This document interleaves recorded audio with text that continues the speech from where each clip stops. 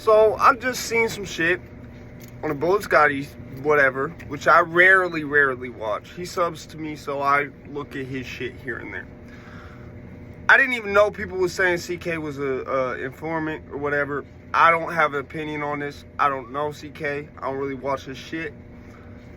I do know in relation to the drug charge in Connecticut, I'm gonna give y'all something. This is on judicial.ct.gov. You go to case lookup and then you go to conviction. Search by defendant, first initial C, last name King. Okay? I'm gonna show you this picture and that's all I'm gonna do. Y'all do what you want with it.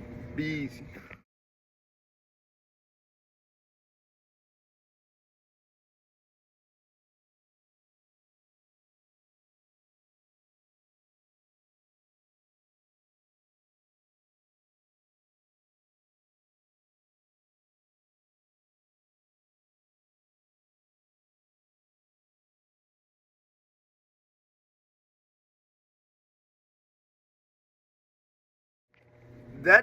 That's not a drug conviction. Keep in mind, that's operation of motor vehicle. I don't know what 14 to 140 means. I think that means you're over the speed limit by that much.